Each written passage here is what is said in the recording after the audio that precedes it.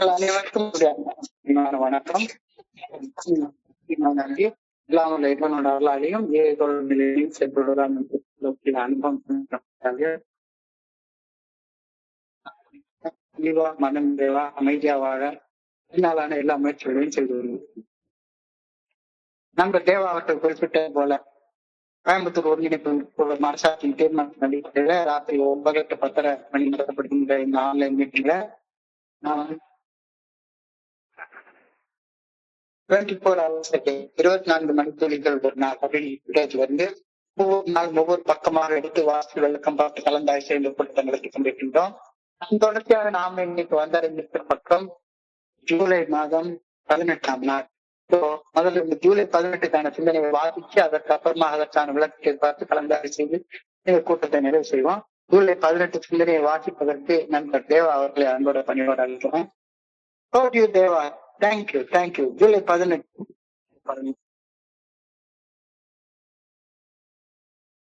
Thank you sir. 24 மணித்துளிகள் ஒரு நாள். July 18. AA தோழமை இன்றைய சிந்தனை. புறம் பேசுதல், குறை கூறி விமர்சித்தல் ஆகிய இரு விஷயங்களும் குழு ஒற்றுமையை சிதைத்து விடக்கூடும். பிரிவினையை ஏற்படுத்தும் இந்த இரு விஷயங்களை நாம் தவிர்க்க வேண்டும். நாம் அனைவருமே வாழ்க்கையில் இந்த கோளாறுடன் பயணிக்கின்றோம் என்ற எளிய உண்மையை நாம் அறிந்து ஏற்றுக்கொள்ள வேண்டும். கப்பல் கவிழ்ந்து மூழ்கிய பின் அதிலிருந்து தப்பி பிழைத்து உயிர் காக்கும் படகில் பயணிக்கும் மனிதர்களின் நிலையில் நாம் இருக்கின்றோம். நாம் உயிர் பிழைத்து கரை சேர வேண்டும் என்றால் நாம் ஒற்றுமையுடன் உயிர் காக்கும் படகில் பயணித்தாக வேண்டும். நம்மை பொறுத்தவரை வாழ்வா சாவா என்ற நிலையில் நாம் பயணித்து வருகின்றோம். புறம் பேசுவதும் குறை கூறி விமர்சனம் செய்வதும் நிச்சயமாக நமது ஒற்றுமையை சிதைத்துவிடும். நாம் மனத்தெளிவுடன் வாழவும் நம் சக மனிதர்கள் மனத்தெளிவுடன் வாழ உதவியாக பணி செய்து கிடப்பதற்கு மட்டுமே நாம் ஏஏ தோழமையுடன் இணைந்து பயணிக்கிறோம். புறம் பேசுவது, குறை கூறி விமர்சிப்பது ஆகிய எந்த ஒரு மனிதரையும் மனத்தெளிவுடன் வாழவிடாது. புறம் பேசுதல் மற்றும் குறை கூறி விமர்சித்தல் ஆகிய செயல்களில் ஈடுபடுவதால் எழும் குற்ற உணர்வு என்னுள் அடிக்கடி உருவாகின்றார். இன்றைக்கான தியானம். பெறுவதற்கு அருகதை இல்லாத அருங்கொடைகளை பெற்றுக் கொண்டமைக்காக நான் நன்றியுடன் இருக்க வேண்டும். இறையர் பேராற்றல் எனக்கு வழங்கியுள்ள ஆசீர்வாதங்களுக்காக நன்றி உணர்வுடன் இருப்பது என்னை பணிவுடன் வாழ மனிதனாக மாற்றும். பணிவுடன் வாழும் மனிதனாக மாற்றும். எனது தனிப்பட்ட மனித ஆற்றலால் பெரிதாக எதையும் நான் செய்துவிட முடியாது. எனக்கு நானே உதவி கொள்ளவும் என் சக மனிதர்களுக்கு பணி செய்து கிடக்கவும் இறையர் பேராற்றலின் அருள் வெகுவாக எனக்கு தேவைப்படுகின்றது. தங்களது அறிவாற்றலை எண்ணி தங்களுக்குள் திருப்தி அடைந்து கொள்ளும் அற்புத மனிதர்களை குறித்து நான் பெரிதாக அக்கறை கொள்ள தேவையில்லை. புறம் பேசியும் குறை கூறி விமர்சனம் செய்தும் திருவோர குறித்தும் நான் அக்கறை கொள்ள தேவையில்லை. உண்மையான பணிவுடன் செயல்படும் மனிதர்களின் செயல்பாடு என்னை மிகவும் ஈர்க்கின்றது. எனவே வாழ்வின் அனைத்து தருணங்களிலும் பணிவுடன் செயல்பட நான் முயற்சி செய்ய வேண்டும். இறையர் பேராற்றலுக்கு நன்றி உணர்வுடன் உண்மையாகவும் பணிவுடன் செயல்படுகையில் எனது செயல்திறன் வெகுவாக மேம்படுகிறது. இன்றைக்கான பிரார்த்தனை. இறையர் பேராற்றலுக்கு பணிந்து பணிவுடன் செயல்பட்டு வாழ வேண்டும் என வேண்டுகின்றேன். வாழ்வில் நிகழ்வுகளை கடந்து செல்ல இறையர் பேராற்றலது அருளை சார்ந்து வாழ வேண்டும் எனவும் எண்ணுகின்றேன். Thank you sir. நன்றி தேவா.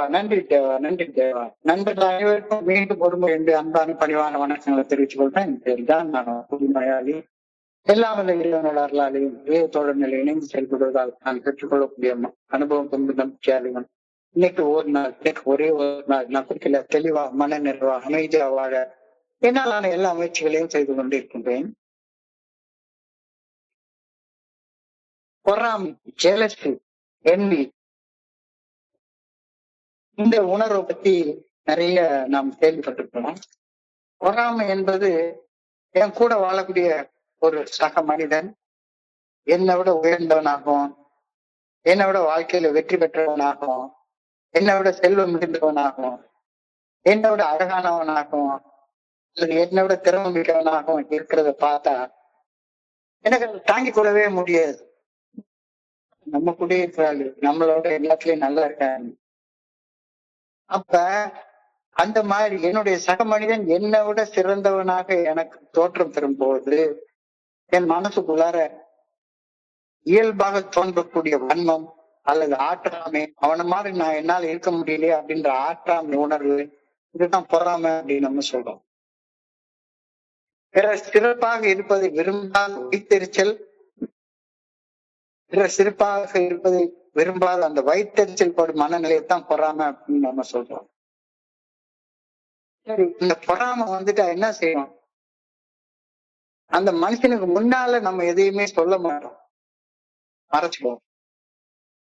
பொறாமையோட இருக்கிற நேரத்துல நான் செய்யக்கூடிய நேரடி எதிர்வினை என்னன்னு பார்த்தா புறம் பேசுறது.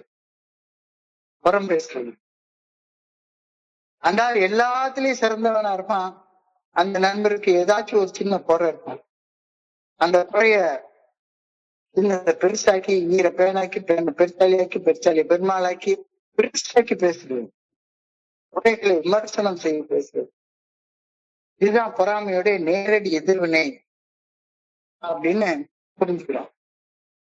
புறம் பேசுறது, ஒருத்தர் இல்லாத நேரத்துல அவரை பத்தி பேசுறது, அவரை பத்தி குறை கூறி விமர்சனம் பண்றது. அது 30 வருஷம் சோபரா இருந்தா என்னப்பா, ஒன்னுக்கு பிரயோஜனம் இல்லாத ஆளு. அந்த ஆள்கிட்ட உள்ள ஏதாச்சும் ஒரு சின்ன குறை எடுத்து பெருசா ஊதி ஊதி பெருசாக்கி விமர்சனம் செய்யறது. அப்ப இந்த புறம் பேசுறதும் விமர்சனம், குறை கூறி விமர்சனம் பண்ற இந்த 2 தீய எதிர்வினைகளும் எங்க இருந்தாலும் சரிதான், நான் சேர்ந்து செயல்படக்கூடிய குழுவின் ஒற்றுமையை சிதைச்சு போட்டு அந்த குழுவுடைய நற்பெயருக்கு மிகப்பெரிய களங்கத்தை உண்டாக்கி வச்சுக்கணும். அந்த குழு அதுக்கப்புறமா உருட்டு வளர்றதுக்கு வாய்ப்பு ரொம்ப கம்மியா இருக்கு. நானும் உருப்பிட மாட்டேன், அந்த குழுவையும் உருப்பிட விட மாட்டேன். இது ஏன் உள்ள உருப்பிட விட மாட்டேங்கிறேன்னா, பொறாமையால வரக்கூடிய புறம் பேசுறது, பொறாமையால வரக்கூடிய குறை கூறி விமர்சனம் பண்றது, இந்த 2 செயல்களாலையும் ஒற்றுமைக்கு சிதைவு ஏற்பட்டு குழு ஒற்றுமையாக இருக்காது. குழு ஒற்றுமையாக இல்லைன்னா எல்லாருக்கும் நல்ல வாழ்க்கை வாழ முடியாது, குழுவுக்கு நல்ல பெயர் இருக்காது, குழுவுக்கு ரொம்ப அவசியமான ஒரு களங்கம் உண்டாகி போயிடும். பொறாமை குணமும் அதனால் ஊந்தப்பட்டு செய்யப்படும் அந்த எதிர்வினையாக்கிய புறம் பேசுறது மற்றும் குறை கூறி விமர்சனம் செய்யறது ஆகிய 2ம் மாபெரும் அழிவை அளிக்க வல்ல ஒரு அழிவு சக்திகள் ஆகும் அப்படிங்கிற கருத்தை இன்னைக்கு சிந்தனை கொடுத்துட்டாங்க.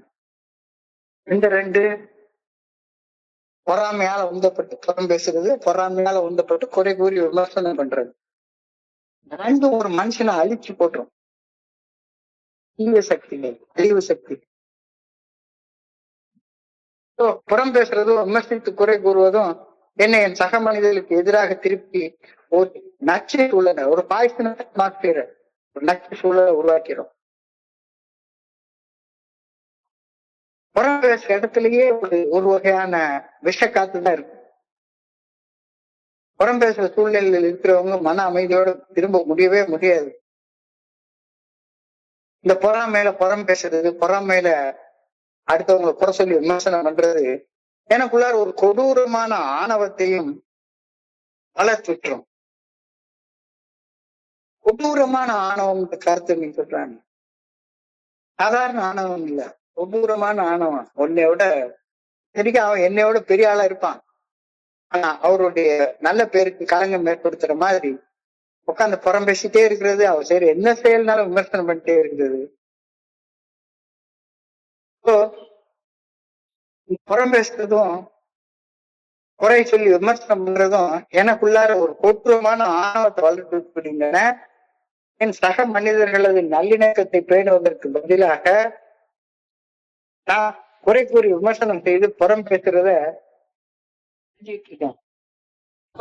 குழுவோட ஒற்றுமையாக இருக்கணும் அப்படின்னா முதல்ல நான் செய்ய வேண்டியது புறம் பேசுறதையும் குறை சொல்லி விமர்சனம் பண்றதையும் நிறுத்தணும். புறம் பேசுறதையும் குறை சொல்லி விமர்சனம் பண்றதையும் நிறுத்திட்டா ஆட்டோமேட்டிக்கா பொறாம கொண்டு இறைவனால என்கிட்ட இருந்து அகற்றப்பட்டு விடுது. 6வது பட்டியல ஒரு விஷயத்த அழகா சொல்லுவாங்க, இறைவன் எங்களின் இந்த எல்லா குணக்கோளாறையும் அகற்ற முழு மனதோடு தயார்படுத்தி கொண்டோம் அப்படின்னா. பொறாமன்ற குணக்கோளாறு இருக்கு, அந்த பொறாமன்ற குணக்கோளாறு என்கிட்ட இருந்து அகற்றப்படுவதற்கு நான் வந்து அடைய வேண்டிய தயார் நிலை புறம் பேசுறது நிறுத்தணும், விமர்சனம் பண்ணி குறை சொல்றது நிறுத்தணும். ரெண்டு தீமை சக்தி என்னை அழிச்சு போட்டுரும். புறம் பேசுதலும் விமர்சித்து குறை கூறுதலும் என்னை என் சக மனிதர்களுக்கு எதிராக திருப்பி ஒரு நச்சு சூழலை உருவாக்குகின்றது. என் மனதில் ஒரு வகை கொடூரமான ஆணவத்தை வளர்த்து விடுது. என் சக மனிதர்களுடைய நல்லிணக்கத்தை பேணுவதற்கு நான் கண்டிப்பாக இந்த குறை சொல்றதையும் குறை சொல்லி விமர்சனம் பண்றதையும் பொறாமையில புறம் பேசுறதையும் கண்டிப்பாக நிறுத்தி ஆகணும். புறம் பேசுறதையும் குறை போட்டு விமர்சனம் செய்யறதையும் ஏன் என்னை அழிக்குது அப்படின்னு யோசிச்சு பார்த்தா, யாராச்சும் ஒருத்தங்க எனக்கு நம்பிக்கைக்குரிய நபரா இருப்பாரு, அவங்க கூட நேர்ல பாக்குறப்ப கட்டி பிடிச்சு ஆச்சா பூச்சா எல்லாம் சொல்லுவேன். ஆனா அவர் இல்லாதப்ப அவரை பத்தி இல்லாததும் பொல்லாததும் பேசி உண்டாக்குங்கன்னா எனக்கு அந்த மனுஷனுக்கு என் மேல ஒரு அவநம்பிக்கை உண்டாயிரும். பெரிய மனுஷன்னு பார்த்தா நம்மளை பத்தி இந்த மாதிரி கேவலமா இருந்தாலும் பேசிட்டான், ஒரு அவநம்பிக்கை உண்டாயிரும். Breaks trust, heat of trust சொல்லுவாங்க. நம்பிக்கை நேரா பேசுறது, பவர்ல பேசுறது, பின்னால பேசுறது, நச்சுத்தன்மை உருவாக்குகிறது. எனக்கு எல்லாரையும் நான் நச்சுத்தன்மை உண்டாயிடும். யாரை பத்தி நான் புறம் பேசணும்னா அந்த மனுஷன் மனசுலயும் ஒரு நச்சுத்தன்மை உண்டாக்கிறேன். ஆற்றல் விரயம் செய்யப்படுகிறது. இன்னைக்கு ஒரு நண்பர் என்கிட்ட போன்ல பேசுறப்ப கேட்டார், ஆற்றல் ஆற்றல் எப்படி சார் நம்ம கன்சர்வ் பண்றது, கன்சர்வேஷன் ஆஃப் எனர்ஜி எப்படி பண்றது? ரொம்ப எனர்ஜி டிசிபேட் ஆகுறதுக்கு மெயின் காரணம் பார்த்தோம்னா, கன்சர்வ் ஆகாம டிசிபேட் ஆகுது, ஆற்றல் விரயம் ஆகுறதுக்கான முக்கிய காரணம் இந்த புறம் பேசுறது, விமர்சனம் பண்ணி குறை சொல்றது, ட்ரெயின்ஸ் எனர்ஜி அப்படின்னு சொல்லி சொல்றாங்க. நான் எனக்குள்ளார பாதுகாப்பா உணர்ந்துட்டு இருப்பேன். யாராச்சும் ஒருத்தவங்க உட்காந்து புறம் பேச ஆரம்பிப்பாங்க, யாராச்சும் ஒருத்தவங்க வீட்டுக்கு வருவாங்க, வீட்டுக்கு வந்தோடனே யாராச்சும் இன்னொரு நண்பரை பத்தி புறம் பேச ஆரம்பிப்பாங்க, அவர் செய்யற செயல்களை புறம் சொல்லி விமர்சனம் பண்ண ஆரம்பிப்பாங்க. அப்ப என்னோட இன்னர் செக்யூரிட்டி, என்னுடைய இன்னர் சேஃப்டி சோதனைக்கு உட்படுத்தப்படுகிறது. மறுபடியும் நான் அன்சேஃபா ஃபீல் பண்ண ஆரம்பிச்சிடுவேன். இந்த காரணங்களுக்காக நான் புறம் பெற்றது நிறுத்தித்தான் ஆகணும். நம்பிக்கை சிதைவு ஏற்படுது, மனசுல ஒரு நச்சுத்தன்மை உருவாகுது, ஆற்றல் விரயம் செய்யப்படுகிறது, பாதுகாப்பு உணர்வு சோதனைக்கு உள்ளாக்கப்படுகிறது. இதெல்லாம் எதுக்காக? புறம் பேசுறதுனாலையும் அடுத்தவங்க செயல ஒரு விமர்சனம் பண்றதுனாலையும். இந்த புறம் பேசி குறை கூறி விமர்சனம் பண்ற அந்த உந்துதலை, தூண்டுதலை எப்படி சமாளிக்கிறது அப்படின்ற ஒரு கேள்வி எனக்கு நானே கேட்டுக்கொண்டேன்னா, நேரடியாக பேசுங்க. அழகா நான் இங்க அடிக்கடி சொல்றது உண்டு, ஐயா நான் பேசுற எந்த விஷயம் பிடிக்கலனாலும் சரிதான், நம்ம கலந்தாய்வுன்னு ஒண்ணு இருக்கு, அந்த கலந்தாய்வுல சொல்லுங்க. குறை இருந்தா இங்க சொல்லுங்க, நிறைய இருந்தா வெளியே சொல்லுங்க. இங்க சூப்பர் சூப்பர் சூப்பர் சூப்பர்னு சொல்லிடுறது, வெளியே போய் குறை பேசி கலையிறது. இது நேர்ச்சர் அந்த 4 விஷயத்தை உண்டாக்கிறோம். நம்பிக்கை இழப்பு, ஒரு நச்சுத்தன்மை, ஆற்றல் விரயம், பாதுகாப்பு குறைபாடு உண்டாக்கிறோம். நேரடியாக பேசு. யாராச்சும் புறம் பேசினாங்க அப்படின்னு சொன்னா அந்த இடத்துல இருந்து விலகி போயிடு. ஒரு காலத்துல இந்த டீ கடை மீட்டிங்னு ஒண்ணு சொல்லுவாங்க, அங்கதான் சொசைட்டி நிறைய வளர்ந்தது அப்படின்னு நிறைய நண்பர்கள் சொல்லுவாங்க. ஆனா என்ன பொறுத்தளவுல டீ கடை மீட்டிங்ல நிறைய நேரம் நான் பார்த்தது என்னன்னா, ஒரு 10 வருஷங்கள்ல வெறுமனே டீ கடை மீட்டிங்ல தான் என்னுடைய சொசைட்டி வளர்ந்தா நான் நினைச்சிட்டு இருந்தேன். ஆனா டீ கடை மீட்டிங்ல பொதுவாக டீயை குடிச்சிட்டு குறை பேசிட்டு அழிஞ்சிட்டு இருக்கிறது தான் டீ கடை மீட்டிங்ல இருந்தது. அந்த மாதிரியான சூழ்நிலைகளை தவிர்த்துடுங்க. Implement policies. இது உன்னுடைய கொள்கை முடிவு. புறம் பேசக்கூடாது, அடுத்தவங்க குறைச்சல் விமர்சனம் பண்ணக்கூடாது அப்படின்ற கொள்கைய நடைமுறையில கொண்டு வா, யதார்த்தமாக அதை செயல் கொண்டு வா அப்படின்ற கருத்து சொல்றாங்க. நன்றி உணர்வு, பணிவு மற்றும் ஆக்கப்பூர்வமான உரையாடல்கள்ல கவனம் செலுத்துவது புறம் பேசுவதிலிருந்தும் குறை கூறி விமர்சனம் செய்வதிலிருந்தும் என்னை மீட்டு கொண்டு வர்றதற்கு பெரிதும் உதவக்கூடிய கட்டமைப்பாக அமையும். நன்றி உணர்வு ஆகியவை எல்லா இடத்துலயும் ஏஐல பார்த்தோம்னா சரிதான். இந்த நன்றி உணர்வு பணிவு கிராட்டிடியூட் அண்ட் ஹியூமிலிட்டி இதை பத்தி சொல்லாத நாளே கிடையாது. திருப்பி திருப்பி திருப்பி திருப்பி அதே தான் சொல்லிக்கிட்டே இருக்கிறோம். புறம் பேசுதலும் குறை கூறி விமர்சனம் செய்தலும் என்னுடைய அக ஒற்றுமைய அழிக்கக்கூடிய பிரிவினை நடத்தைகளாக மாறுது. உள்ளுக்குள்ளார ஒரு பர்சனல் டிஸ்இன்டெகிரேஷன் எனக்குள்ளார வளர்ந்துடும். புறம் பேசுதலும் குறை கூறி விமர்சனம் செய்தலும் என்னுடைய அக ஒற்றுமையை அழிக்கும் பிரிவினை சக்திகளாக பிரிவினை நடத்தைகளாக மாறுகின்றன. நான் என்னுடைய சக மனிதர்களோட உயிர் பிழைச்சி வாழ்வதற்காக ஒத்துழைக்க வேண்டும். ஒரு உயிர் காக்கும் படகுல பயணிக்கிறது போல நாம் அனைவரும் இருக்கின்றோம் என்பதை உணர்ந்து கொள்ள வேண்டும். நாம ஒன்னும் டைட்டானிக் கப்பல் எல்லாம் பயணிக்கல. எல்லா வகையான கம்ஃபர்ட்டும் இருக்கும் அப்படி கிடையாது. நம்ம புறம் பேசுறது யார் காதலையும் விழுந்துட்டே தான் இருக்கும். புறம் பேசுதல் குறை கூறி விமர்சனம் செய்தல் இது என்னுடைய ஒற்றுமையை அழித்து பிரிவினை உண்டாக்கக்கூடிய சக்திகளாக இருப்பதால நாம ஒற்றுமையாக இருக்க வேண்டியது ரொம்ப அவசியமாயிருக்கு. புறம் பேசினா குரூப் 2 உடஞ்சிடும். புறம் கூறி விமர்சனம் பண்ணா குரூப் 2 உடஞ்சிடும். நான் என் சக மனிதர்களுடன் உயிர் பிழைப்பதற்காக ஒத்துழைக்க வேண்டிய உயிர் காக்கும் பட்டத்துல பயணிக்கக்கூடிய பயணியை போல நாம் எல்லாரும் இருக்கின்றோம் அப்படின்றத உணர்வது மிக மிக முக்கியமானது. பணிவையும் நன்றி உணர்வையும் வளர்த்து கொள்வது பிரிவினையை வளர்ப்பதற்கு பதிலாக ஆதரவான சூழலை வளர்ப்பதன் மூலம் இந்த நச்சுத்தன்மை இந்த நச்சு நடத்தை தவிர்க்கப்படுகிறது.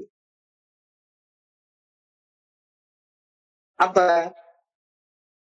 குறை கூறி விமர்சனம் பண்றது புறம் பேசுறது இருந்தா அங்க ஒற்றுமை இருக்காது. ஒற்றுமை இல்லாம நம்ம குணமடைய முடியாது. ஒற்றுமை இல்லாம நம்மளால குணமடைய முடியாது. தோழமை பரிந்துரைக்கக்கூடிய 12 படிகளுடைய மீட்புடைய செயல் திட்டத்துல ஒன்றுபடாம அந்த செயல் திட்டத்தை வாழ்க்கையாக வாழ்ற மனிதர்களுடைய அந்த ஆதரவை பெற்றுக்கொள்ளாம அந்த பவர் ஆஃப் யூனிட்டி அந்த ஒற்றுமையின் சக்தி இல்லாம என்னால குணமடைய முடியாது. அந்த ஒற்றுமையின் சக்தி இல்லைன்னா நான் புறம் பேசிக்கிட்டு பிரிவினை சக்தியை வளர்த்து கொண்டு எல்லாரையும் குறை கூறி விமர்சனம் பண்ணிட்டு ஒரு பிரிவினை வாதத்துல என்னை நானே அழிச்சு கொண்டிருப்பேன். எனக்கே தெரியாது. சொல்யூஷன் எதுல இருக்கு? அடக்கத்துல, பணிவுல இருக்கு. Solution is in humility. பணிவுடன் செயல்படுவதில் தீர்வு இருக்கு. அப்ப பணிவுடன் செயல்படுத்தக்கூடியது நடைமுறையில சாத்தியப்படாதுன்னு சொல்லாத. பணிவுடன் செயல்படுவது நடைமுறையில சாத்தியப்படக்கூடிய ஒரு ஆக்ஷன் தான். பணியோட செயல்பட முடியாதுன்னு சொல்லாத. தாராளமா உன்னால பணியோட செயல்பட முடியும். So to avoid gossip and criticism, we must realize that these divisions are within us and we all are sailing in the same boat. ஒரு சராசரி மனுஷனாக எனக்கு புறம் பேசுறது திருநெல்வேலி அல்வா சாப்பிடுற மாதிரி இயற்கையாக வந்துடும். இயற்கையாக ஆசையா இருக்கு. 30 வருஷம் சோபரா இருக்கேன்னு பேச்சு என்னுடைய நிறைய நண்பர்கள் வருவாங்க. என்னதான் கஷ்டப்பட்டாலும் சரிதான், 2 மணி நேரம் பேசுறாங்கன்னா அது ஒரு அரை மணி நேரம் புறம் பேசுறது கண்டிப்பா வந்து சேர்ந்துது. எத்தனை வருஷம் சோபரா இருந்தாலும் எல்லாருக்கும் இந்த குறைபாடு இருந்துட்டே தான் இருக்குது.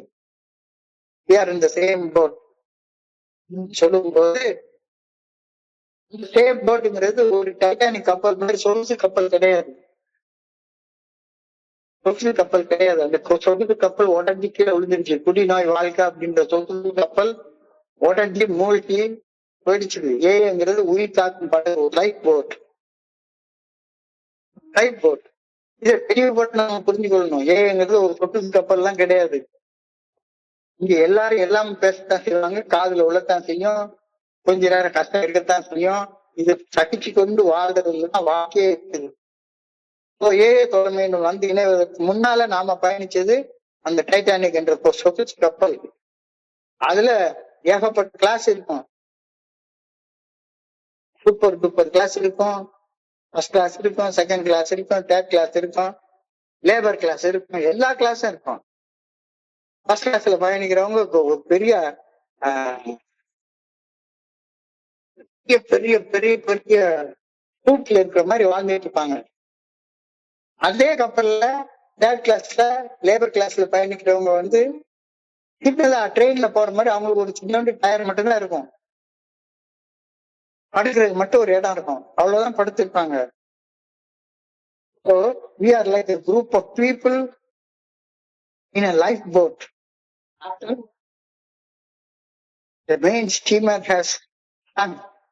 போயிட்டு இந்த கப்பல் கவர்ந்து போய் அதுக்கப்புறமா நம்ம டைட்டானிக் கப்பல்ல பயணிச்சுட்டு இருக்கோம்.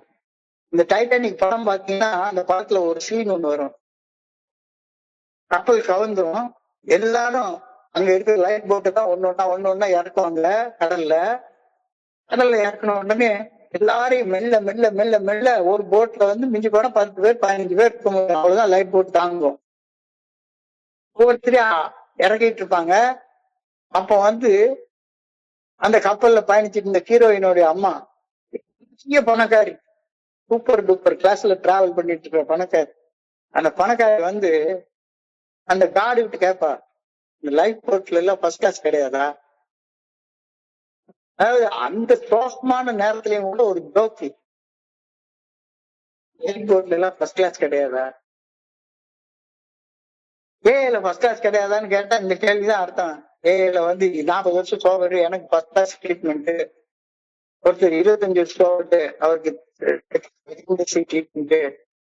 ஒருத்தர் 10 வருஷம் சோகட்டு, அவருக்கு தேர்ட் லீவ். டிராக் எல்லாம் லைஃப் போட்ல கிடையாது, லைஃப் போட்ல கிடையாது. நான் இந்த எமோஷனல் சொசைட்டி அப்படின்ற புக்கை தமிழாக்கம் பண்ற நேரத்துல ஒரு சீன் வரும். இவங்களாச்சும் லைஃப் போட்ல இருக்காங்க. ஒரு மீன் பிடிக்கிற கப்பலுக்கு ஒரு கேப்டன் பண்ணிருப்பான். ஒரு கேப்டன், ஒரு மெக்கானிக்கல் இன்ஜினியரு, ஒரு குக்கு, 2 பேரு, 5 பேர் தான் அந்த கப்பல்ல இருப்பாங்க. இந்த கப்பல்ல உள்ள கிச்சன்ல தீ பிடிச்சி கப்பல் மூழ்கிடும். கப்பலோடு சேர்ந்து லைஃப் போட் எல்லாம் எரிஞ்சு போயிடும். அது வந்து ஆர்டிக் கடல்ல நடக்கக்கூடிய ஒரு நிகழ்ச்சி. ஏற்கனவே கடல்ல குளிர்ந்த தண்ணி, சப்-0 கண்டிஷன்ஸ்ல இருக்கக்கூடிய தண்ணி. 2 பேரும் எப்படியோ கரெக்ட் மெசேஜ் அனுப்பிட்டு கரையில இருந்து கப்பல் வர்றதுக்கு எப்படியாச்சும் 3 மணி நேரம் ஆகும். ஒருத்தர் என்ன பண்றதுன்னு தெரியாம 5 பேரும் ஒருத்தர் கையை பிடிச்சிட்டு ஒருத்தர் தோல்ல கை போட்டுக்கிட்டு அந்த சீன் ஒண்ணு சொல்லிருப்பாங்க.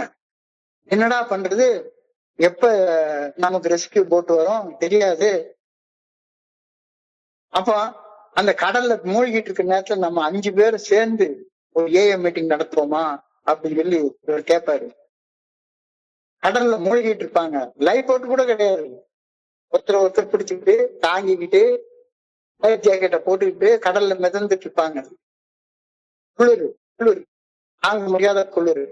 அந்த நேரத்துல இறைவா எங்களுக்கு மாற்ற முடியாத ஏற்றுக்கொள் மனப்பக்குவம், மாற்றக்கூடியதை மாற்றும் துணிவும் குளிரை பாகுபடுத்தியது ஞானம் தந்தருவாய் அப்படின்ற செரினிட்டி பிரேயர் சொல்லிட்டு அந்த சூழ்நிலையில கூட 5 பேர் ஒருத்தர் அவங்களுடைய அனுபவத்தை, என் பேர் சோன்சோ, நான் ஒரு குடி நோயாளி அப்படின்னு ஆளாளுக்கு ஒரு 1/4 மணி நேரம் பகிர்ந்து கொள்ள, அந்த குளிர்ந்த நேரத்திலயும் சாதாரணமா லைட்டை ஜோக் அடிச்சுட்டு சிரிச்சுக்கிட்டு சந்தோஷமாக அந்த நேரத்தை கடந்து வர 3 மணி நேரம் கடந்து போகணும்னு தூரத்துல ஒரு வெளிச்சம் தெரியும். படகு வந்து இவங்களெல்லாம் காப்பாத்திட்டு போகும். இது வந்து இப்ப அந்த மாதிரி சூழ்நிலையில இருக்கிறவன் ஒன்னாலதான் தீ பிடிச்சது, என்னாலதான் தீ பிடிச்சது அப்படின்னு தீ பிடிச்சு போச்சுது. தீ பிடிக்கிறத அணைக்கிறத பாப்பியா? தீ பிடிச்சது எந்த காரணத்துக்காக தீ பிடிச்சதுன்னு ஆராய்ஞ்சு பார்த்துட்டு உட்காந்துருப்பியா? தீ பிடிக்கிறத அணைச்சிட்டு அதுக்கப்புறமா என்ன வேணா பண்ணு. முதல்ல தேவை நீ உயிர் பொழைச்சு இருக்கணும் தானே. உயிர் பொழைச்சு இருக்கணும்னா மறுபடியும் எவனையும் குறை சொல்லாத, குத்தம் சொல்லாத, புறம் பேசாத. இந்த கருத்து வந்து இன்னைக்கு ரொம்ப அழகாக சொல்லப்பட்டிருக்கிறது. If you are going to be saved, we have to get, we have got to pull it together. If you are going to be saved, we have got to pull it together. எல்லாரும் சேர்ந்து இந்த தேரை எடுத்தாகணும். தனித்தனியா ஒண்ணுமே செய்ய முடியாது.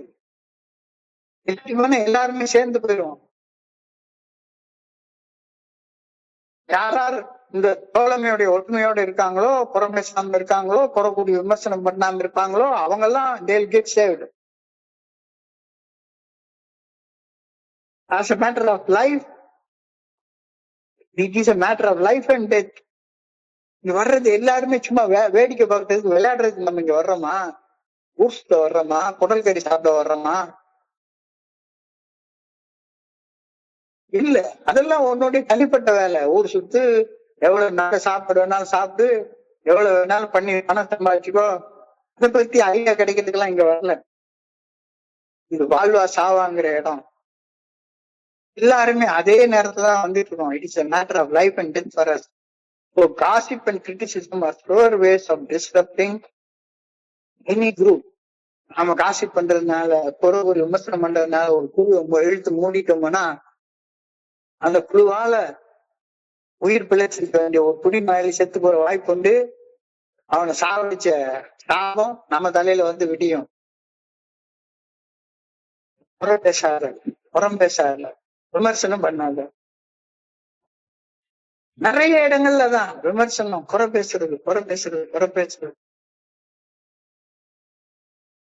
We are all in AA to keep ourselves sober and help each other keep sober. And neither gossip nor criticism helps anyone to stay sober. நம்ம இங்க வந்திருக்கிறது எதுக்காக இங்க வந்து சேர்ந்திருக்கோம்? மது குடிக்காம உடல் நிதானத்தோடையும் மது அருந்துன்ற வெறி இல்லாம மன தெளிவோடையும் வாழ்றதுக்காக இங்க வந்திருக்கோம். இந்த வாழ்க்கையை வாழ்றதுக்கு புறம் பேசுறதும், விமர்சனம் பண்ணி குறை சொல்றதும் எந்த வகையாச்சும் எவனுக்காச்சும் உதவுமா? ஏதாவது ஒரு வகையில உதவுமா? உதவாது தானே. உடனே நீயே ஒரு கேள்வி கேட்டுக்கோ. இன்னமும் காஸ்டிப் பண்ணிட்டு புறப்பூரி விமர்சனம் பண்ணிட்டு ஆமை often guilty of gossip and criticism. புறம் பேசுதல் மற்றும் குறை கூறுதல் ஆகிய செயல்களில் ஈடுபடுவதால் என் மனசுக்குள்ளார இன்னும் குற்ற உணர்ச்சியோட நான் வாழ்ந்து கொண்டிருக்கின்றேனா? இது இன்னைக்கான கேள்வி. மேற்சொன்ன கேள்விக்கு யார் பதில் சொல்ல முடியும்? நீதான் பதில் சொல்லிட்டு. தனி மனிதனாக நான் தான் ஆழமான அகத்தாய்வுக்கு பின்னால என்னால மட்டும்தான் பதில் சொல்ல முடியும். சாதாரண சராசரி மனுஷனாக்கியனா புறம் பேசவும், குற்றம் கூறி விமர்சனம் செய்யவும் அடிக்கடி தூண்டப்படுகின்றேன். ஒண்ணும் இல்லைன்னா போதும், கீழே வாட்ச்மேன்ட்ட போனா போதும். எங்க வீட்டு வாட்ச்மேன் ஒருத்தட்ட போனா போதும், அவர் உடனே செக்ரட்டரி பத்தி,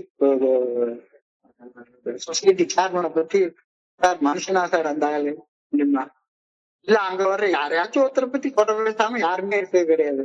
அதே நேரத்துல அந்த இடத்துல சொசைட்டி சேர்மன் வந்துட்டாருன்னா எழுந்து ஒரு சல்யூட் அடிப்பாங்க. சாதாரண மனுஷனாகிய நான் புறம் பேசவும், குற்றம் கூறி விமர்சனம் செய்யவும் அடிக்கடி தூண்டப்படுகின்றேன். அப்ப புறம் பேசுறதுக்கான அறிகுறி என்ன? இல்லாதவங்களை பத்தி பேசுறது, இருக்கிறவங்களை பத்தி பேசிட்டு புறம் பேசுறது கிடையாது. என்னுடைய குருஜி அழகா கேட்பாரு, உன்னுடைய வாழ்க்கையில மிக முக்கியமான மனிதன் யாரப்பா அப்படின்னு கேட்பாரு. அப்படின்னா எங்க அம்மா, எங்க அப்பா, அவரு இவரு சும்மா சொல்லுவேன். எனக்கே ஒண்ணு first person is I. First person is I. உனக்கு ஆங்கில கிராமர் தெரியும் தானே? First person I. அப்ப செகண்ட் பர்சன் யாரு? அதுவும் அம்மா அப்பா.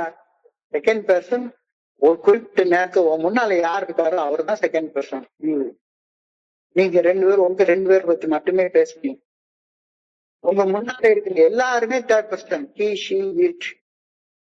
என் மனைவி ஒரு குறிப்பிட்ட நேரத்துல என் முன்னால இல்ல அப்படின்னு சொன்னா அவங்க அந்த நேரத்துல தேர்ட் பர்சன் தான்.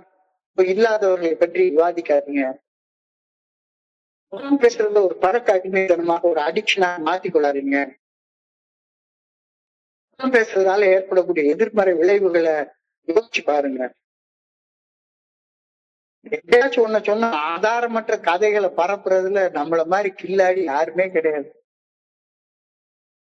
என்னுடைய மனைவி வந்து குடு குடு குடு குடுன்னு ஓடி வந்தா. அனுஷ் இறந்து போயிட்டான்னு ஒரு நியூஸ் வந்து தெரியுமா உங்களுக்கு? ஏமா இறந்து போயிட்டா டிவில எல்லாம் பிளாஷ் ஆவாரு, இல்ல யூடியூப்ல ஒரு நியூஸ் வந்தது. அவனா ஒருத்தன் பரப்பி விட்டுருக்கான். ஆதாரம் போய் புரட்டு கதைகளை பரப்பி விட்டுருக்கு. இதெல்லாம் பொறாமையில பண்ற வேலை. அகங்காரத்தை வச்சு அடுத்தவங்களை அங்கீகாரத்தை தேடுறது. எனக்குன்னு ஒரு கூட்டம் வரணும், எனக்குன்னு ஒரு கூட்டத்தை நான் சேர்த்து கொள்ளணும். எப்ப பார்த்தாலும் அவங்களுக்கு நான் வந்து என்னுடைய ஸ்பான்சர் என்னுடைய ஹோம் குரூப் அங்கீகாரத்தை தேடு. ஏன் புறம் பேசணும்? நம்மளுக்கு ஒரு சோசியல் பாண்டிங் இல்ல, உறவு இல்ல, அன்பு இல்ல, ஒரு பாதுகாப்பு உணர்வு இல்ல. அதனாலதான் புறம் பேசி அலைஞ்சிட்டு உட்கார்ந்துக்கலாம். எந்த ஒரு விஷயத்த சொன்னாலும் சரிதான். ஒரு மனுஷனை பத்தி ஒரு விஷயத்த சொன்னா அவங்ககிட்ட ஒரு 3 கேள்வியை கேட்டுக்கோ அப்படின்னு சொல்லி இந்த குருஜி சொல்லுவாரு. பேசுறது அவசியம், பேச வேண்டிய விஷயமா? நீ பேசக்கூடிய விஷயம் உண்மைன்னு உனக்கு தெரியுமா? அந்த உண்மையவே இருந்தாலும் கூட நீ பேசுறது நல்ல விளைவை உண்டாக்குமா? இந்த 3ஐயும் தெரிஞ்சுக்கிட்டு அதுக்கப்புறமா பேசுறது தேவையா, பேசுறது உண்மையா, பேசுறது நல்ல விளைவை உண்டாக்கணும். இந்த 3 இல்லைன்னா பேசாத. நன்றி உணர்வை மட்டும் வளர்க்கணும். அப்போ புறம் பேசுதல் மற்றும் கொட்டை கூறுதல் ஆகிய செயல்களில் ஈடுபடுவதால் எழக்கூடிய குற்ற உணர்ச்சி எங்கிட்ட மிகுந்து இருக்கா, இன்னும் இருந்துட்டு இருந்தா ஞானத்துக்கு கடந்து போகுது. நான் சோபரான டேட் வந்து 14/2/1997 அன்னைக்கு நான் எந்த நிலைமையில இருந்தேன்? கிட்டத்தட்ட செத்து போடுற நிலைமையில இருந்தேன். ஒரே ஒரு கட்டி செத்து போயிட்டேன். இந்த நிலைமையிலதான் வந்தேன் ஏஐ தோழமைக்கு. உயிர் ஊசலாடிட்டு இருந்துச்சு. வாழ்க்கையில ஒரு அடி எடுத்து வைக்க முடியும், முன்னேற முடியுன்ற நம்பிக்கையே இல்லை. ஆனாலும் அன்னைக்கு ஆரம்பிச்ச இந்த பயணம் இன்னைக்கு வரைக்கும் கிட்டத்தட்ட 30 வருடங்களாக என்னுடைய உயிரோட வச்சு நான் வாழ்ந்துட்டேன். உடல், மன நலம், மனிதர்களை அன்பு செய்யறது, இதெல்லாம் 14/2/96 அன்னைக்கு எனக்கு அருகதையே கிடையாது, தகுதியே கிடையாது. நேற்றுக்கு சொன்ன மாதிரி பாவியவனை மறுபடியும் பிறக்க வைக்காதே, செய்த பாவம் எல்லாம் தீர் முன்பே இறக்க வைக்காதே, வஞ்சகரின் உடம்பெல்லாம் வாதம் வர வேண்டாமோ, வாய் நிறைந்த பொய்யனுக்கு மூலம் வர வேண்டாம், கையழுகி காடு செல்ல வேண்டாமோ, காதலனை கண்டு மக்கள் சாரித்துக்கு வேண்டாமோ. நான் வாழ்றதுக்கு அருகதையற்றவன் நிலையிலதான் இருந்தேன்னு நினைச்சிட்டு இருந்தேன். ஆனால் பணிவையும் நன்றி உணர்வையும் வளர்த்து கொள்வது என்னுடைய வாழ்க்கையில எனக்கு ஏற்கனவே வழங்கப்பட்டிருந்த ஆசீர்வாதங்களுக்கு நான் தகுதியானவன் என்ற நினைப்பிலும் கூட. ஆஹா, இவ்வளவுக்கு அப்புறமா நான் உயிர் பிழைச்சிருக்கேன், இவ்வளவுக்கு அப்புறம் எனக்கு இவ்வளவு நண்பர்கள் இருக்காங்க, இந்த ஆசீர்வாதத்தை இனிமே கை விட்டுற கூடாது, கை நழுவி போயிட விட்டுற கூடாது. நீ இன்னைக்கு ஒரு நாள் நல்ல நாளாக வாழ்ந்துட்டு அப்படின்னு சொன்னா உன்னுடைய நாசமா போன கடந்த காலம் நிகழ்காலத்தில் நீ நல்லா வாழ்ந்த வாழ்க்கையின் ஒரு பகுதியாக மாறிடும். ஏன்னா நீ அந்த வாழ்க்கை வாழ்ந்ததுனாலதான் இன்னைக்கு இந்த நல்ல வாழ்க்கை வாழ்ந்துட்டு இருக்க. So well lived. இன்னைக்கு ஒரு நாள் வாழ்க்கை நல்லா வாழ்ந்துட்டேன்னா கடந்த காலத்துல எவ்வளவு நாசமா போன வாழ்க்கை வாழ்ந்திருந்தாலும் அது நிகழ்காலத்துல வாழ்ற நல்ல வாழ்க்கையுடைய ஒரு பாகமாக மாறி போயிடும். நன்றி உணர்வு நமக்கு அளிக்கப்பட்ட வாழ்க்கை இறையர் பேராற்றலால் நமக்கு வழங்கியுள்ள அருங்கொடை என்பதை உணர்ந்து மனசுக்குள்ளார உணர்வு ஆகும். இந்த வாழ்க்கை இறையர் பேராற்றலின் அருங்கொடை என்ற உணர்வு உள்ளத்தில் நிறைந்து விட்டால் இறையர் பேராற்றலின் நல்ல ஒழுங்கான வழிகாட்டு பணி இயற்கையாக வந்துடும். இதுக்கப்புறமா நான் என் வாழ்க்கை வாழ்றதுக்கு அருகதை இல்லாதவன் அப்படின்ற நினைப்பெல்லாம் மறைஞ்சு போயிடும். Gratitude to all blessings of God will make me humble. Gratitude to all blessings of God will make me humble. இறையர் பேராற்றல் எனக்குள்ளார அருவமாக மறைவாக இருந்து என்னை இயக்காவிட்டால் என்னுடைய உடம்பு எப்படி இயங்கும்? கடவுள் எனக்குள்ளார இருந்து உயிராக ஆன்மாவாக இருந்து என்னை இயக்காவிட்டால் என்னுடைய உடம்பு என்ன? பேர் ஜடம், பேர் பணம். இறைவன் இருக்கிறதுனாலதான் நான் மனுஷன். இறைவன் இருக்கிறதுனால நான் மனுஷன். இல்லாட்டி போனா என் பேர் என்ன? ஜடம், பணம். பணத்தால என்ன செய்ய முடியும்? இதை மறக்கவே கூடாது, மறக்கவே கூடாது. Remember that we can do little ourselves by ourselves, and now we largely rely on God's grace in helping ourselves and others. கடவுளுடைய ஆற்றல் மட்டும் இல்லைன்னா நம்மளால ஒண்ணுமே செய்ய முடியாது. செத்த பணம் தான் நாம. அவனுடைய ஆற்றல் தான் எல்லாத்தையும் செய்ய வைக்குது. எனக்கு நானே உதவி கொள்ளவும், என் சக மனிதர்களுக்கு பணி செய்து கிடக்கவும் இறையர் பேராற்றின் அருளை வெகுவாக்க மிகுதியாக அது எனக்கு தேவைப்படுது. அது இல்லைன்னா எனக்கு என்னையும் காப்பாத்திக்க முடியாது, எவரையும் காப்பாற்ற முடியாது, எனக்கு பணி செய்யவும் முடியாது. எனக்கு நானே உதவி கொள்ள முடியாது, எவருக்கு நான் பணி செய்து கிடக்க முடியாது. எல்லாருக்கும் பணி செய்து கிடக்கணும்னா எனக்குள்ளார ஒரு ஆற்றல் வேணும். அந்த ஆற்றல் இறையர் பேராற்றல் மட்டும்தான். அந்த ஆற்றல் இல்லைன்னா நான் செத்த பணம், ஜடம். இத புரிஞ்சுக்கோ. கடவுள் இல்லாம என்னால எதுவுமே செய்ய முடியாது அப்படின்ற உண்மையை புரிஞ்சுக்கோ. யாராச்சும் ஒருத்தங்க நான் என்னுடைய சொந்த அறிவை கொண்டு, என்னுடைய மனோதிடத்தை கொண்டு அனைத்தையும் சாதிக்கின்றேன், நான் தான் எல்லாம், எனக்கு என்னோட உயர்ந்த சக்தி வேற எதுவுமே கிடையாது, எனக்கு என்னோட உயர்ந்த சக்தியாக இறையர் பேராட்டின் யாரும் தேவையே இல்லை அப்படின்னு சொல்லக்கூடிய மனிதர்களை அற்ப மனிதர்கள் அப்படின்னு சொல்றாங்க. அற்ப மனிதர்கள் அப்படின்னு இன்றைக்கு சில ஜாத்தியில் குறிப்பிடப்பட்டிருக்கிறது. அத்தகையோ அற்ப மனிதர்கள் என்ன செய்வாங்க? எப்ப பார்த்தாலும் தங்களுடைய சக மனிதர்களை பார்த்து 4 கெட்ட வார்த்தை பேச்சு, கெட்ட ரூம் என் முன்னால் நிக்காத, நான் பெரிய ஆளு அப்படின்னு சொல்லிட்டே இருப்பாங்க. சக மனிதர்களை பற்றி பெரும் பேசியும் விமர்சனம் செய்தும் நீ எல்லாம் எங்க உள்ள போற அப்படின்னு சொல்லிட்டே இருப்பான். அவனை பத்தி கவலையே படாத, அத்தகையோரை குறித்த அக்கறையே கொள்ளாத, ஆள் உள்ள தூசியை தட்டி விட்டு தூரப்படுற போயிரு. Some people do not care much for those who are smart and self-satisfied and those who gossip and criticize. கூறி அடுத்தவனை பத்தி காசிப் பண்ற இடத்துல நிக்கவே நிக்காது. ஆனா நன்றி உணர்ச்சியோட இறையர் பேராற்றின் நல்ல ஒழுங்கான வழிகாட்டுதலுக்கு பணிந்து செயல்படும் பணிவான மனிதர்கள் மட்டுமே ஈர்க்கப்பட்டு அவங்க கூட போய் சேர்ந்து யாரு கூட சேரணும், யாரு கூட தோல் மேல் இருக்கணும் அப்படின்ற உன்னுடைய தேர்வு தான், உன்னுடைய சாய்ஸ் தான். எனவே நானும் பிறருக்கு பணி செய்து கிடக்கணும். மனிதர்களுடைய அவங்களோட இணைந்து பணி உள்ள வாழ்க்கை வாழ்ந்தால் மட்டும்தான் என்னுடைய வாழ்க்கையும் பயனுள்ள வாழ்க்கையாக மாற முடியும். இல்லாட்டி போனா என்னுடைய வாழ்க்கை பயனுள்ள வாழ்க்கையாக மாறாது. People are impressed by the humble people. யார் மேல அட்ராக்டா இருப்ப? யாராச்சும் ஒருத்தவங்க பெரிய எவ்வளவு பெரிய அறிவு சார்ந்த மனுஷனாக இருக்கட்டும், அவன் ஆணவத்தோட பேசினான்னா அவனுக்கு ஒண்ணுமே கிடையாது. அவனுக்கு 1000 கோடி சொத்து வச்சிருக்கலாம், 1,00,000 கோடி சொத்து வச்சிருக்கலாம். ஆனா யாரை குறிச்சு நீ இம்ப்ரெஸ் ஆக? Those who are humble. So I should try to work humbly with all others. எல்லாரும் கூட நான் பணியோட நடக்க முயற்சி பண்ணணும்.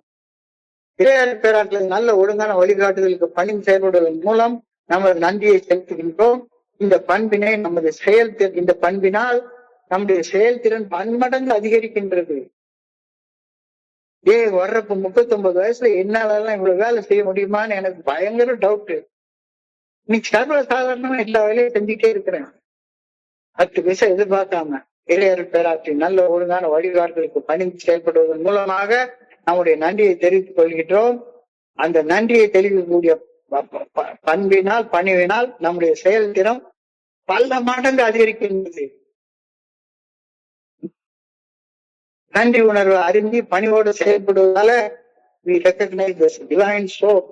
நம்மளுக்குள்ளார அடி ஆழத்துல இருக்கக்கூடிய என்னிலே இருந்த ஒன்றை யான் அறிந்தது இல்லையே அப்படின்ற மாதிரி என்னிலே இருந்த அந்த பேராற்றில அறிந்து கொள்ளக்கூடிய ஒரு வாய்ப்பு நமக்கு உருவாகுது. அந்த வாய்ப்புல பெறணும்னா பணிவுடனான நுழைவாயில நம்ம நுழையணும். பணிவான வாழ்க்கை வாழ ஆரம்பிக்கணும். பணிவான வாழ்க்கை வாழ முடியலன்னா எஸ் ரெசிலியன்ஸ் அண்ட் பெர்செப்ஷன் எப்படி மீண்டு வர்றது அப்படின்ற கண்ணோட்டத்தை மனக்குள்ளார உருவாக்கி கொள்ளு. உறவுகளை வலுப்படுத்து, ஸ்ட்ரெங்தனிங் ரிலேஷன்ஷிப். கொண்டாடி முடியாத ரிலேஷன்ஷிப் ஸ்ட்ரெங்தன் பண்ணுங்க. கொண்டாடி முடியாத ரிலேஷன்ஷிப் ஸ்ட்ரெங்தன் பண்ணுங்க. Increase service. அதிகமாக பணி செய்து கிடக்க கற்றுக்கோ. God's love, thank you. உன்னை அனுப்பிச்சிருந்தா அவருக்கு நன்றி சொல்லு. God's grace, praise him. இறைவன் அருவமாக எனக்குள்ளார இருக்கிறதுனால அவர் எப்பவுமே போற்றி புகழ்ந்து கொண்டே இது. God uses my gratitude to develop my heart. என்னுடைய நன்றி உணர்வை வச்சுதான் கடவுள் என்னை வளர்க்கிறார் அப்படின்ற கருத்தை நீ சொல்றாங்க. நான் எந்த அளவுக்கு நன்றி உணர்வோட பணியோட நான் இருக்கிறேனோ அந்த அளவுக்கு வளர்ச்சி நான். Gratitude and true humility are what makes us effective. செயல்திறன் அதிக இருக்கிறதுனா நன்றி உள்ள மனிதர்கள், பணி உள்ள மனிதர்களுக்கு மட்டும்தான் செயல்திறன் இருக்கும். வேற எல்லாருக்கும் செயல்திறன்லாம் இருக்கவே வாய்ப்பே கிடையாது. I pray that I may walk humbly with God. இறையர் பேராற்றலுக்கு பண்புடன் செயல்பட்டு வாழ வேண்டும் என வேண்டுகின்றேன். I pray that I may rely on His grace, carry out through. வாழ்வின் நிகழ்வுகளை கடந்து செல்ல இறையர் பேராற்றலது அருளை சார்ந்து வாழ வேண்டும் என ஆண்டவாமை பணியோட வேண்டிக் கொள்கின்றேன் அப்படின்ற கருத்தோட இன்னைக்கு சிந்தனை முடிவடைகின்றது. இன்றைய சிந்தனையை ஒரு 2 நிமிஷத்துல சுருக்கமாக பார்ப்போம். ஃபர்ஸ்ட் ஆஃப் ஆல் பொறாமைன்னா என்ன? என்னுடைய சக மனிதர்களுடைய உயர்வு, வெற்றி, செல்வம், அழகு அல்லது செயல்திறனை கண்டு அந்த மாதிரி எனக்கு இல்லையே அப்படின்னு எனக்குள்ளார தாங்கிக் கொள்ள முடியாத மனசுல தோன்றக்கூடிய வன்மம் அல்லது ஆற்றாமை தான் பொறாமைன்னு சொல்றோம். இந்த பொறாமை நம்மள என்ன செய்ய வைக்கும்? புறம் பேச வைக்கும். பொறாமை என்ன செய்ய வைக்கும்? அடுத்தவன் செய்யற செயல் எல்லாத்தையும் குற்றத்தை கண்டுபிடிச்சிட்டே இருக்கும். எப்பவுமே கேள்வி கேட்கறதுக்கே ரெடியாக இருக்கும்.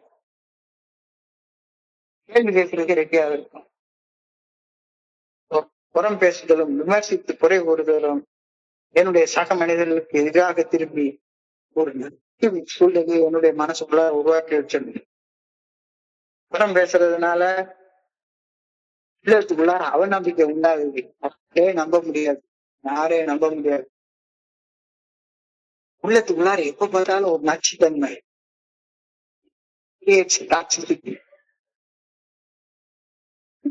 எனர்ஜி, ஆற்றல் நிறைய உண்டாகுது. என்னுடைய பாதுகாப்பு சோதனைக்கு உட்படுத்தப்படுகிறது. அவன் புறம் பேசுறது எப்படி தவிர்க்கிறது? நேரடியா பேசு. ஒருத்தருக்கு நேரடியா பேசு. சார், நீங்க சொல்றது எனக்கு பிடிக்கல. நேரடியா பேசு. இல்ல பேசுறதே தவிர்த்துரு. புறம் பேசுறதுல பங்கேற்க மறுத்துடு. போகாத. Implement your policy. நன்றி உணர்வு, பணிவு, ஆக்கப்பூர்வமான உரையாடல்களில் கவனம் செலுத்துவது புறம் பேசுவதில் இருந்தும் குறை கூறுவதிலிருந்தும் உங்களுடைய மீட் எடுத்து கொண்டு வரும். பணிவு, கிராட்டிடியூட் அண்ட் ஹியூமிலிட்டி, இதுதான் முக்கியமானது. இது உனக்குள்ளார உற்சாக சக்தியை வளர்க்கும், பிரிவினையை தவிர்க்கும். சொல்யூஷன் எங்க இருக்கு? ஹியூமிலிட்டியும் கிராட்டிடியூட்லயே இருக்கு. ஹியூமிலிட்டியும் கிராட்டிடியூடும் செய்யக்கூடிய செயலா, செய்யவே முடியாத செயலா? ஈஸியா செய்யக்கூடியது ஹியூமிலிட்டி அண்ட் கிராட்டிடியூட் தானே. நாம ஒன்னும் டைட்டானிக் கப்பல்ல பயணம் பண்ணல. உலகத்துல பயணம் பண்ற எல்லாருமே லைஃப் போட்ல தான் பயணம் பண்ணிட்டு உட்காந்துருக்கோம். 2 எக்ஸாம்பிள் நான் சொன்னேன். 2 எக்ஸாம்பிள் யோசிச்சு பாருங்க. ஏல first class, second class, third class எல்லாம் கிடையாது. ஒரே கிளாஸ் தான். இந்த கிளாஸ் கூட இல்லாம தான் எவ்வளவு நேரம் ஆனாலும் சரிதான். அந்த எமோஷனல் சொபரைட்டி புக் வந்த உடனே ஒரு நாளைக்கு அந்த ஆர்டிகிளோட நண்பர்களுக்கு நான் அனுப்பி வைக்கிறேன். படிச்சு பாருங்க. ஒரு சூழ்நிலையில ஆர்டிக் மகா சமுத்திரத்துல கப்பல் உடஞ்சி லைஃப் போட் மிதந்துட்டு இருக்கிறவங்க கிட்டத்தட்ட 3-3.5 மணி நேரம் அவங்க ரெஸ்கியூ போட் வர்ற வரைக்கும் ஒருத்தர் கையை ஒருத்தர் குடிச்சுக்கிட்டு செகண்ட் டே ப்ரேயர் பண்ணிட்டு அந்த நடு கடல்ல ஒரு ஏஐ மீட்டிங் நடத்தணும். இந்த ஒற்றுமை அவங்க காப்பாத்துச்சு. If you are going to be saved, you have to pull it together. சேர்ந்தா தான் முடியும். நாம வாழ்வா சாவான்ற ஒரு விளையாட்டை விளையாடிட்டு இருக்கோம். இந்த இடத்துல யார் இடத்துக்கும் புறம் பேசுறது, புறம் பேசுகிறது, விமர்சனம் பண்றது, இது நம்மளுக்குள்ளார இது பண்ணிடும். இப்போ புறம் பேச குற்ற உணர்ச்சி எனக்குள்ளார வருதா, புறம் பேசுறது என்ற குற்ற உணர்ச்சி வருதா, அப்ப நல்ல யோசிப்பாரு.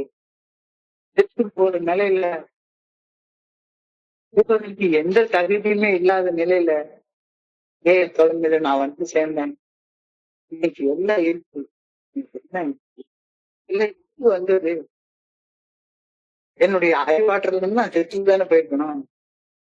இறைவன் என்ற அந்த அருட்பெரும் ஆற்றல், பிரபஞ்ச இயக்க பேராற்றல், பிரபஞ்சத்தை இயக்கக்கூடிய பேராற்றல் எனக்குள்ளார அருவமாக மறைவாக உள்ளிருந்து என்னை இயக்கிறதுனால மட்டும்தான் நான் உயிரோடு எல்லா காரியமும் செஞ்சுட்டு இருக்கிறேன். இல்லாட்டி சொன்னா என் உடம்புக்கு பேர் என்ன, இடம், பணம், பணத்தால ஒண்ணுமே செய்ய முடியாது. இப்போ கடவுள் எனக்குள்ளார உயிராக இருக்கிறார் அப்படின்றதுனால ஏற்படக்கூடிய நன்றி உணர்ச்சி ஒரு ஆசீர்வாதமாக பாரு. அந்த ஆசீர்வாதத்துக்காக நன்றி சொல்லு. அப்ப நன்றியை எப்படி சொல்றது? நன்றியை வந்து உன்னுடைய செயல்களால சொல்லு. நன்றிக்கு வித்தாகும் நல்ல ஒழுக்கம் உன்னுடைய செயல்களால சொல்லு. Remember that we can do little by ourselves and now we largely rely on God's grace for helping ourselves and others. உனக்கு நீ உதவி கொள்றதா இருந்தாலும் சரிதான், உன்னுடைய சக மனிதர்களுக்கு பணி செய்து கிடக்கிறதா இருந்தாலும் சரிதான், அந்த இறையர் பேராக்களுடைய உதவி இல்லாம எதையுமே உன்னால செய்ய முடியாது. உதவி இல்லாம எதையுமே செய்ய முடியாது. ஆனா அப்படி உதவி இல்லாத செய்யற மனிதர்கள் இருக்காங்க நிறைய பேரு. நான் வந்து உங்களுக்கு அதை செஞ்சு தரேன், இதை செஞ்சு தரேன் அப்படின்னு யாராச்சும் சொன்னாங்க. அப்படி சொன்னா ஒன்னை தவிர உனக்கு உதவி கொள்ள யாருமே கிடையாது. உன்ட அனுபவம் தெம்பு நம்பிக்கை பகிர்ந்து கொள்றதுக்கு 1000 பேர் இருப்பாங்க.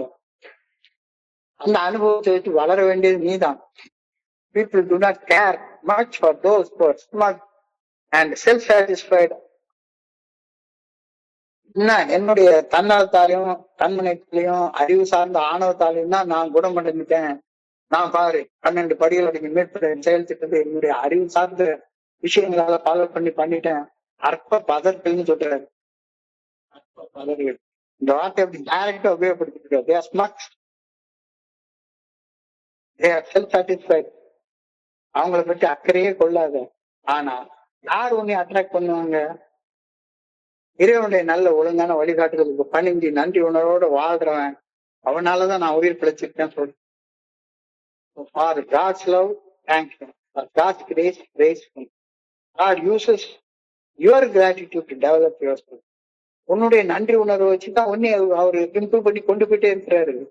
இந்த நன்றி நல்ல ஒழுக்கத்தால் வெளிப்படுற நேரத்துல ஒழுங்கி வளர்ந்துட்டே போயிட்டு இருக்காரு. And true humility are qualities which make us effective. I pray that I may walk humbly with God. இளையர் பேராற்றலுக்கு பணிந்து செயல்பட்டு வாழ வேண்டும் என பணியோட வேண்டிக் கொள்கின்றேன். I pray that I may rely on His grace to carry me through. வாழ்வின் நிகழ்வுகளை கடந்து செல்ல இளையர் பேராற்றலை அருளை சார்ந்து வாழ வேண்டும் என ஆண்டாவா அவங்க அன்போட பணியோட நீ முடிச்சுக்கிறாங்க. இன்றைய பகுதியில் படிக்கிற பெண்மானதை கடந்து சென்ற சிந்தனைகள் கூட பகிர்ந்து கொள்ள நல்ல வாய்ப்பு உருவாக்கி கொடுத்த இந்த குழுவிற்கு என்னுடைய மிக பணிவான நன்றிகளை தெரிவித்துக் கொள்றேன். பொறுமையாக கேட்ட ஒவ்வொரு நண்பருக்கும் வேண்டிய பணிவான நன்றிகள். இந்த இரவு பொழுது நண்பர்களுக்கு இனிமையான இரவாக அமைய இறைவனை பணியோட வேண்டிக் கொள்கின்றேன். நன்றி நன்றி நன்றி நன்றி நன்றி நன்றி நன்றி. வாழ்க வளமுடன், வாழ்க வளமுடன். Thank you so much, thank you so much.